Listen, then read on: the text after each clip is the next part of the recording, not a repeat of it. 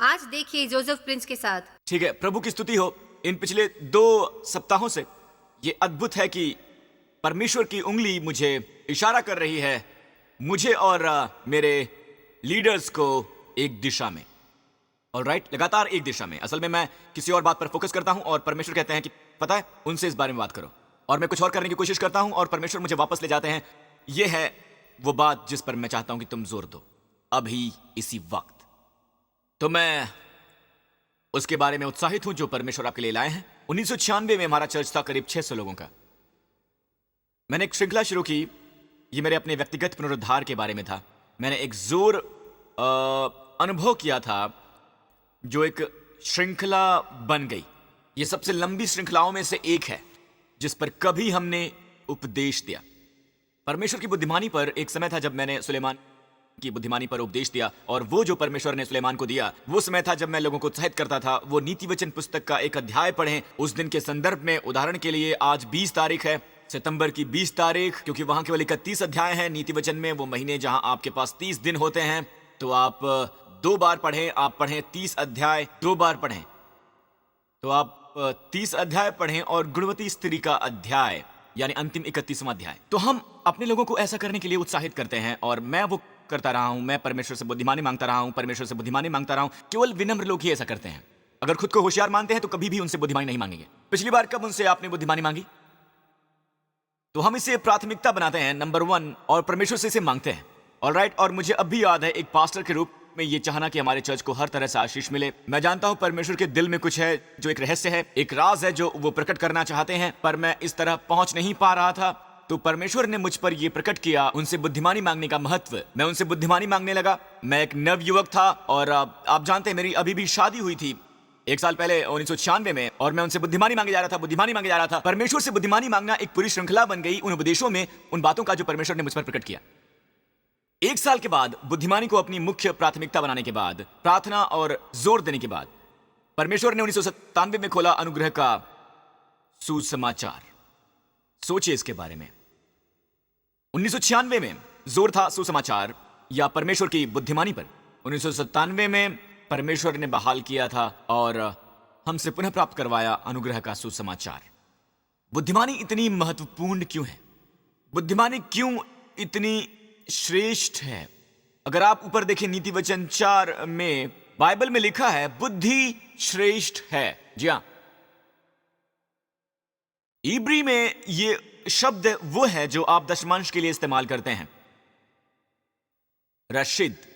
ये वो शब्द है जो आप इस्तेमाल करते हैं। असल में ये पूरी बाइबल में सबसे पहला शब्द है। आदि में परमेश्वर ने आकाश और पृथ्वी की सृष्टि की। बरशीद, उत्पत्ति की पुस्तक ही कहलाती है बरशीद। जो शब्द है रशीद, आदि। आमीन। बुद्धिमानी शुरुआत है हर प्रार्थना के मांग की। बुद्धिमानी शुरुआत है हर एक प्रयास की। बुद्धिमानी पहली चीज है जो आप मांगते हैं। बुद्धिमानी जरूरी है हर एक दिन।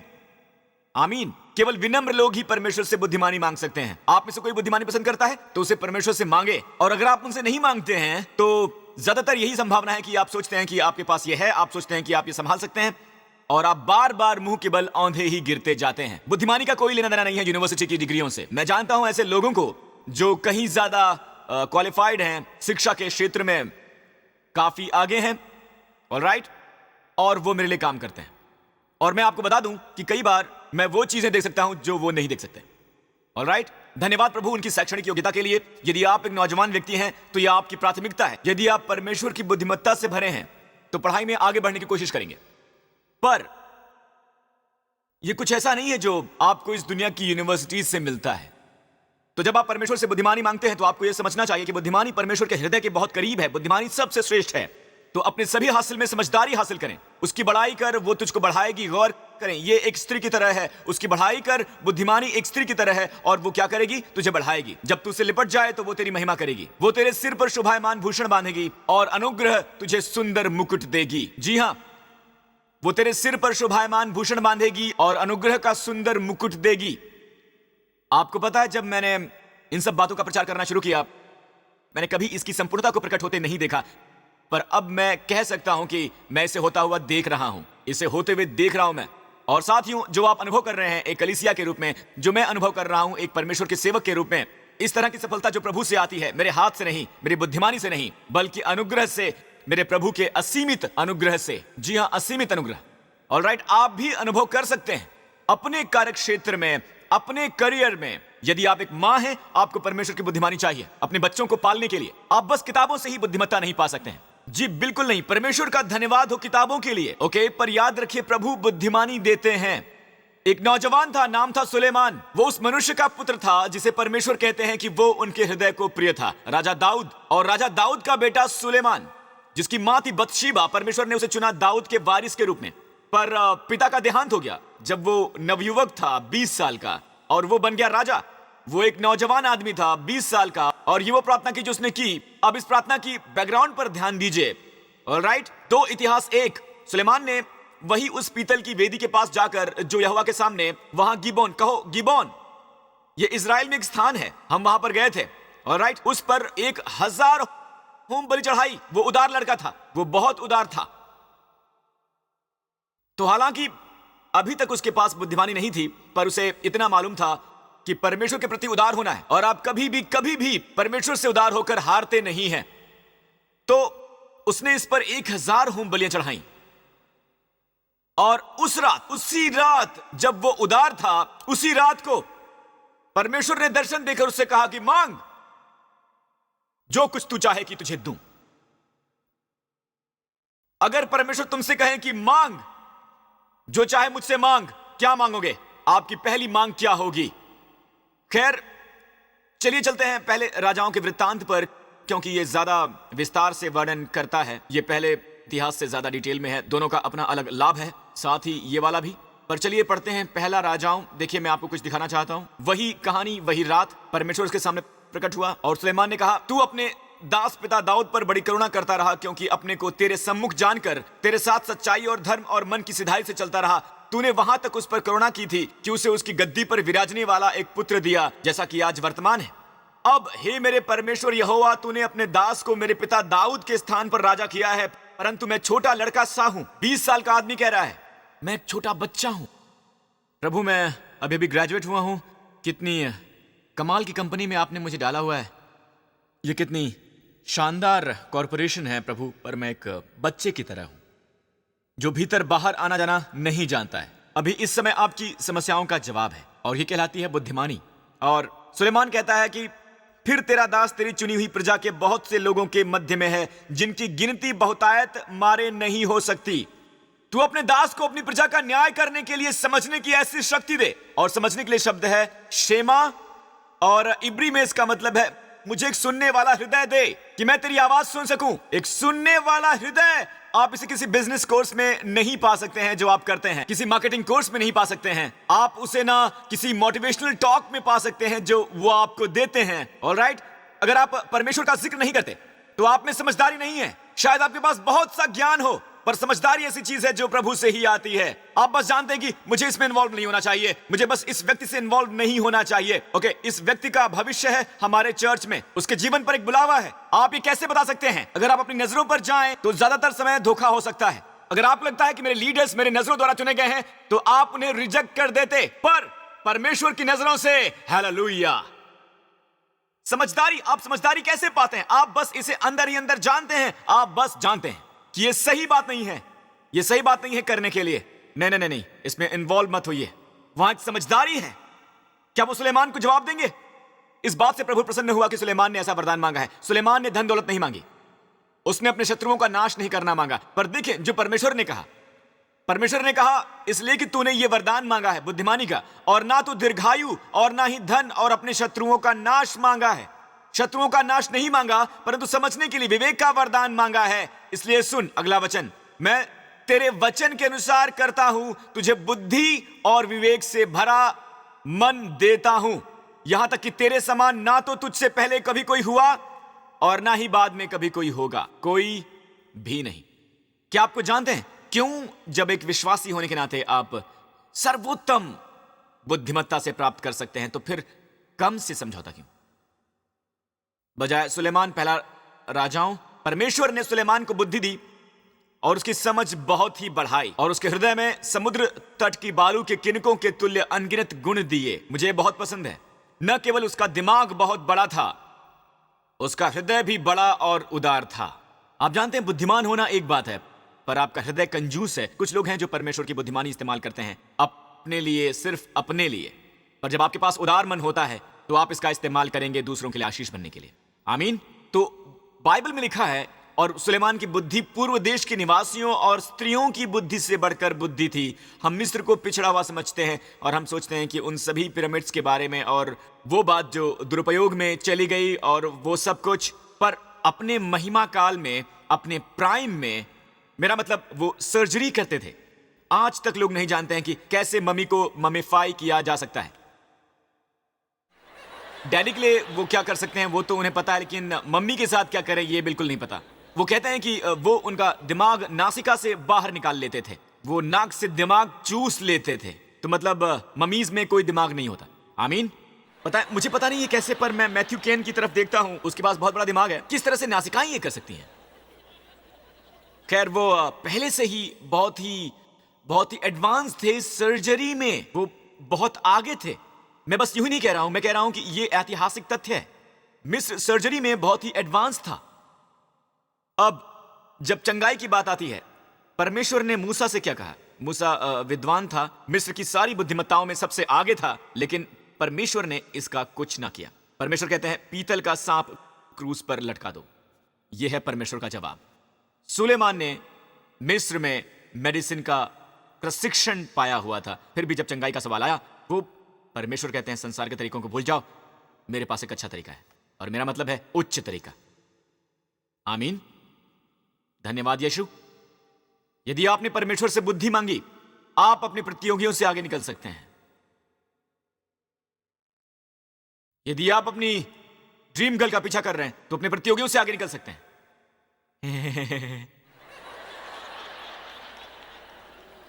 यदि आप अपने इम्तिहान दे रहे हैं, आप उनसे सर्वोत्तम हो सकते हैं जो बहुत सा समय दे रहे हैं और ऊर्जा भी, और आपका प्रयास है श्रम रहित, पढ़ाई पर परिश्रम रहित। आप ही कर सकते हैं परमेश्वर की बुद्धिमानी की वजह से। क्या कोई आमीन कहेगा? ऑलराइट, हमारे पास सुलेमान की बुद्धि है जो सभी बुद्धियों से बढ़कर है। चलिए वापस चलते हैं फिर से प्रार्थना की तरफ। मैं तेरे वचन के अनुसार करता हूं, तुझे बुद्धि और विवेक से भरा मन देता हूं, यहां तक कि तेरे समान ना तो तुझसे पहले कोई हुआ और ना ही बाद में कोई होगा। अब बेशक यीशु अपवाद हैं, यीशु ही हैं जिन्होंने सुलेमान को बुद्धि दी। तो यीशु यहां स्वयं को सुलेमान से बढ़ा बताते हैं। तो यीशु बढ़कर हैं क्योंकि यीशु ही बुद्धि है। बाइबल के बारे में यह बहुत ही अलौकिक है और यही अपूर्व छाप और विशिष्टता है बाइबल की, जो किसी भी अन्य उपन्यास या फिर मनुष्य की पुस्तकों में नहीं मिलती है।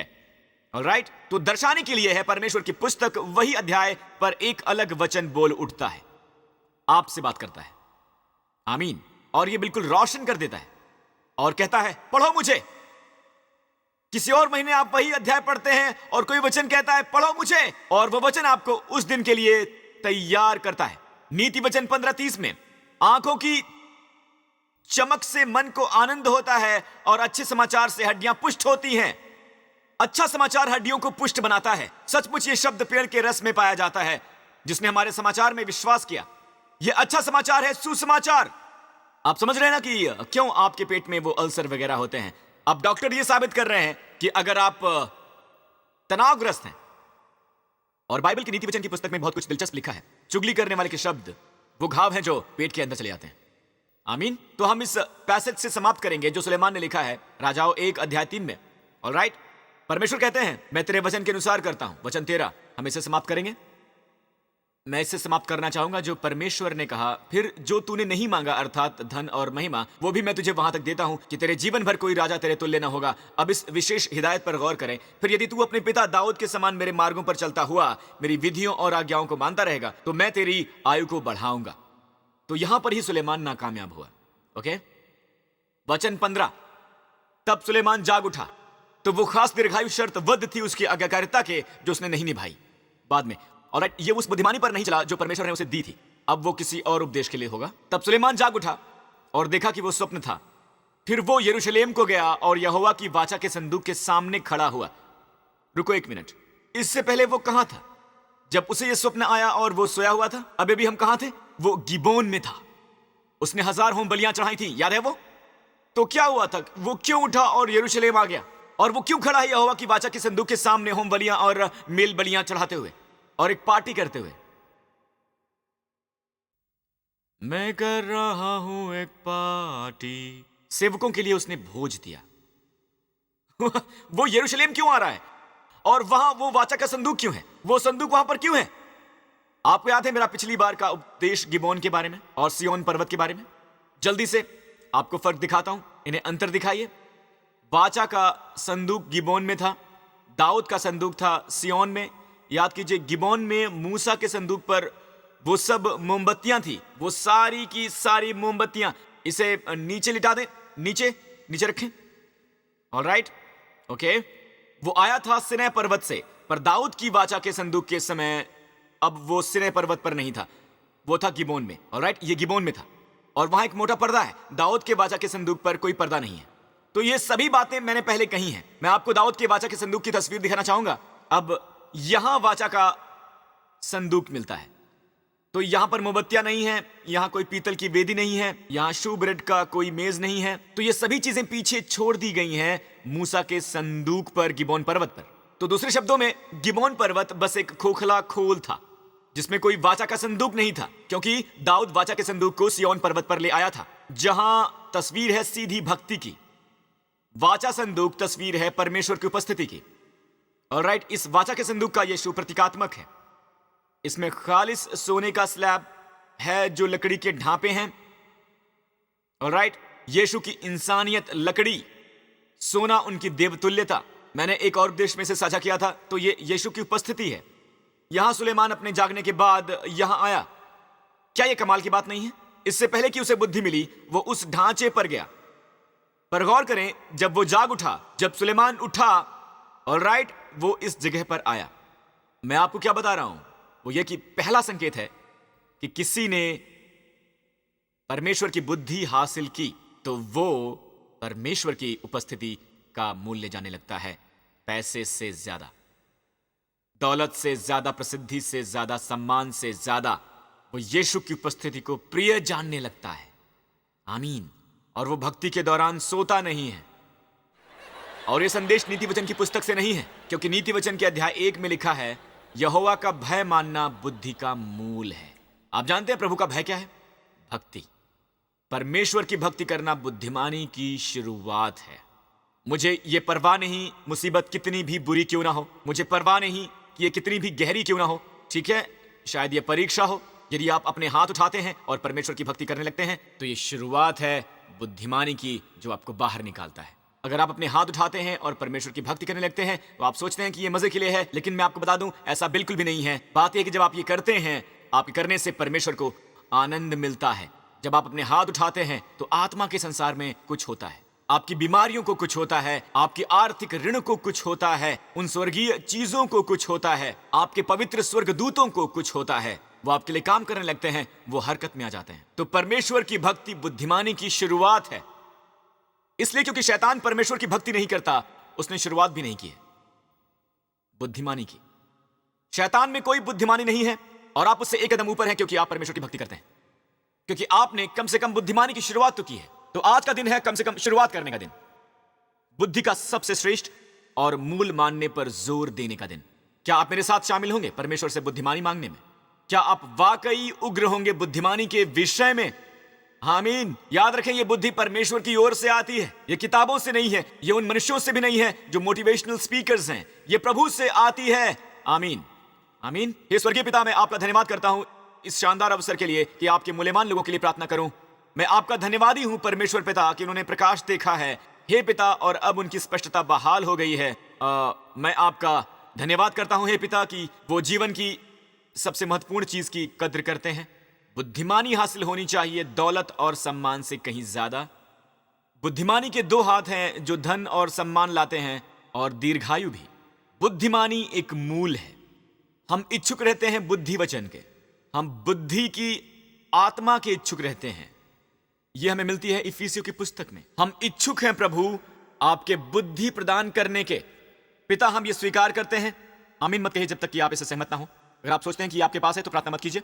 यह केवल उन लोगों के लिए है, गिने चुने लोग, जो परमेश्वर की बुद्धिमानी का इस्तेमाल करना चाहते हैं उसके राज्य के उद्देश्य के लिए। फिर मुझसे सहमत हों इस प्रार्थना के द्वारा। हे स्वर्गीय पिता, हमें और हम में से हर एक व्यक्ति को प्रदान करें अपनी बुद्धि की आत्मा, अपनी बुद्धि की आत्मा। हम जानते हैं कि हम सुलेमान से ज्यादा पा सकते हैं, क्योंकि हम उन सांसारिक राजाओं की तरह नहीं हैं जिनके बारे में आपने कहा प्रभु कि उनमें से कोई नहीं उठेगा। आप संसार के राजाओं की बात कर रहे थे, परंतु हम मसीह में हैं जो सुलेमान से ज्यादा महान है। हम आपसे बुद्धि मांगते हैं अपने क्षेत्र की चुनौतियों के संदर्भ में। हम उस क्षेत्र में आपकी बुद्धिमानी मांगते हैं प्रभु। आज जिस परीक्षा का हम सामना कर रहे हैं इस वर्तमान समय में, हमें तुरंत बुद्धिमानी दें, समझदारी दें, विवेक और ज्ञान इन परीक्षा का सामना करने के लिए। धन्यवाद हे स्वर्गीय पिता। हम प्रतिज्ञा करते हैं प्रभु कि हम घाटी से निकल आएंगे दूसरी तरफ, कि हम आपकी भलाई की गवाही देंगे आपकी महिमा में। यीशु के नाम पर सभी लोगों ने कहा आमीन।